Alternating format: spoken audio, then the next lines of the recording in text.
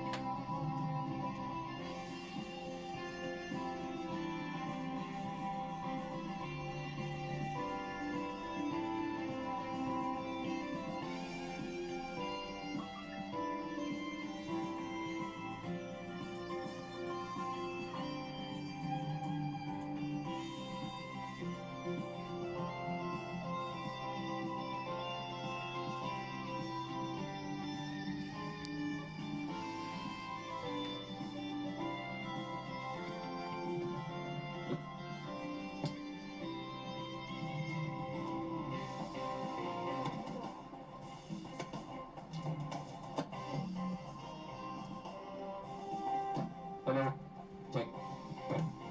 Sound check, Isa, sound sound. check.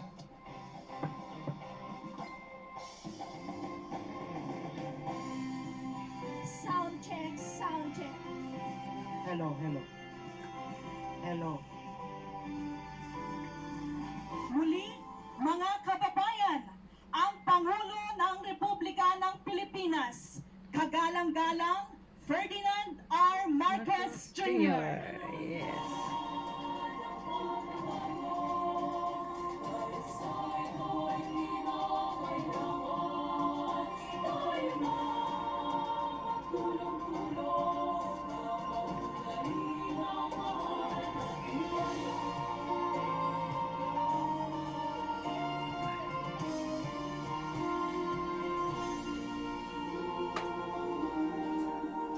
Panahon na parang babago, dahil sa ito ay kinakailangan tayo na magtulong-tulong, ipaunlarin ang mahal nating bayan.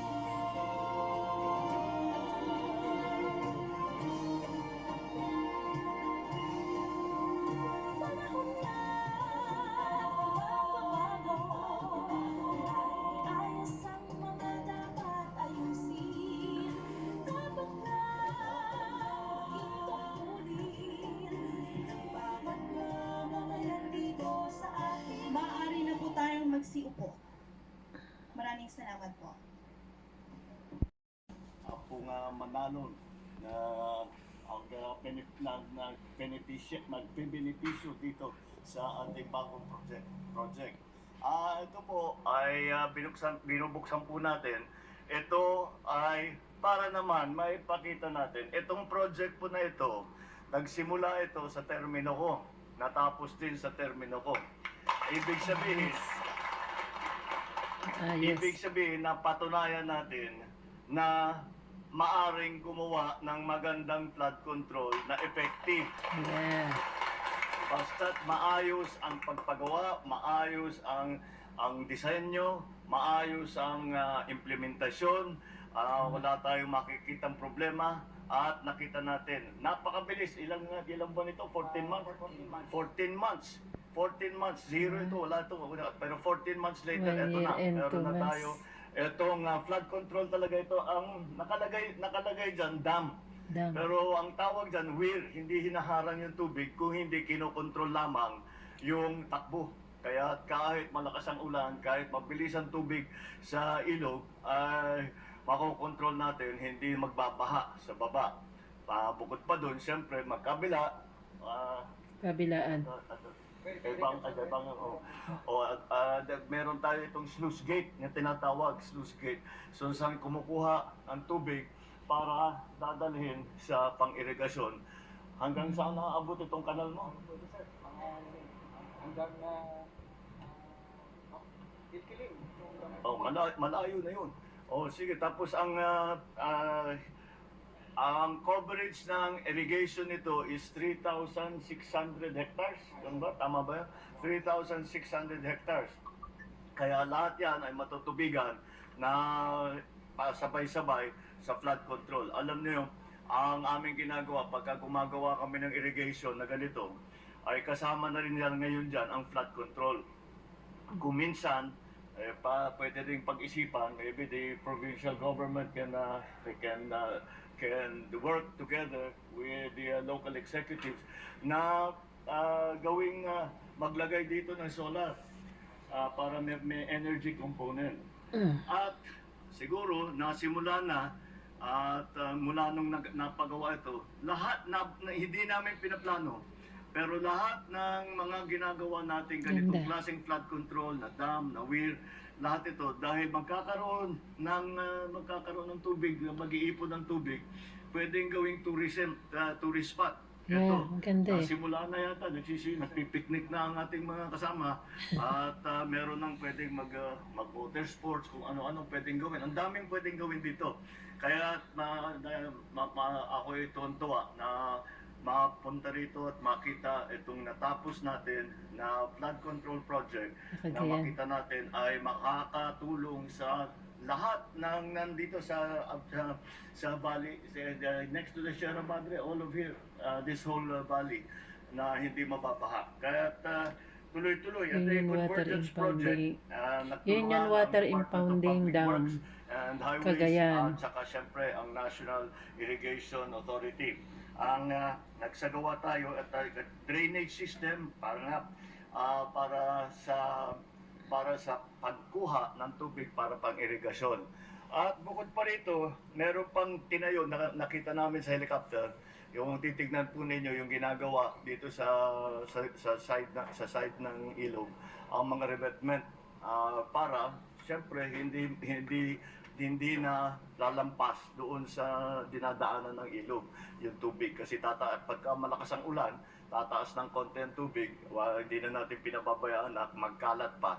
So, may control. Meron pa tayong isa pa doon, isa pang ganito, mas maliit, downstream. Kaya makikita natin doon sa sunod-sunod na ganitong klase na parang dam na weir, ay makokontrol natin yung takbo ng tubig. Hindi na magbabaha, but meron pa tayong makukuhang patubig para sa ating mga Magsasaka. mananong. Okay.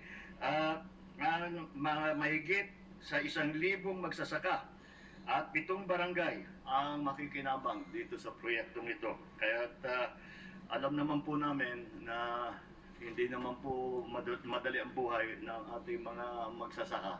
At kaya lahat ng suporta na kaya namin bigay, binibigay natin dahil patitibayin natin. Tuloy-tuloy ang Department of Agriculture na yung mga programa na ginagawa. Meron tayong sa Department of Agriculture at saka sa NFA, National Food Authority, palawakin ang pagbili ng palay sa mas mataas na presyo. Magkano bang bilihan ng palay dito? 13.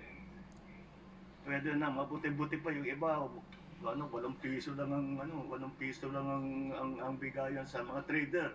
Pero ang NFA, may pondo pang NFA para sa NFA ay 18 to 19 na basa. 21 to 23 more or less pagkatuyok na palay. Kaya palalawakin natin ito at maglalagay din tayo doon sa mga tinamaan na sa pagbaba ng presyo ng palay, magbibigay din tayo ng direct na tulong para sa ating mga magsasaka. At Yes.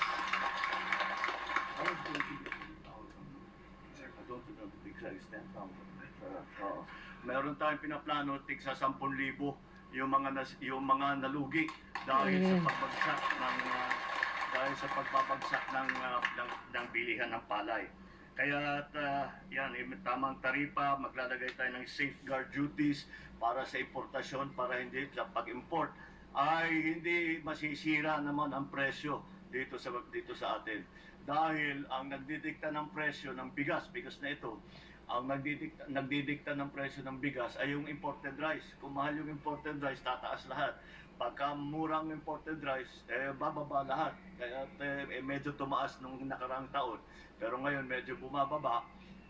Kung pagka mag-import lang tayo na mag-import at hindi natin ayusin ang production, ay matatamaan ang ating mga farmer. Kaya yun ay aming binabantayan at tinitignan namin lahat ng mga farmer na nalugi dahil nga bumagsak ang presyo ng palay, ay bibigyan po natin ng tulong.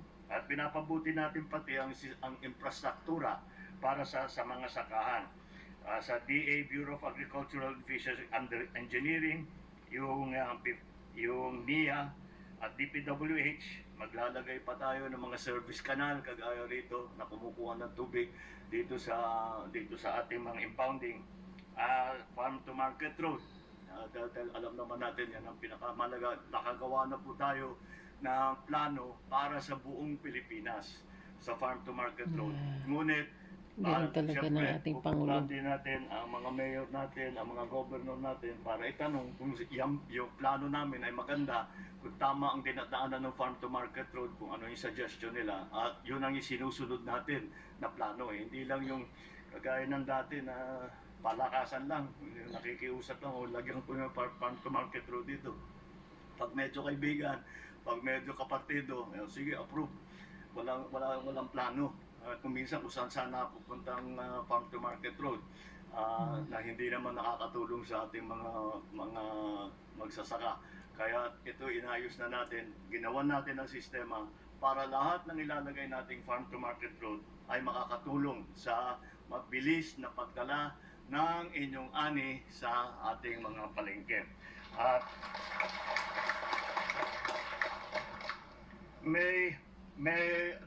meron tayong naririnig sa ating mga farmer kung minsan ang pag-deliver ng mga input ay huli. Medyo na late. Pati yung seedlings, pati yung Eto sinumbong ni Manong Eddie. Manong ka na ngayon. Sinumbong sa akin at pinag-aralan at tinignan nga namin, mukhang totoo. Kasi yung procedure, sa Department of Agriculture, masyadong maraming kung ano-anong dokumentong kailangan, kung ano-anong kailangan ng mga procedure.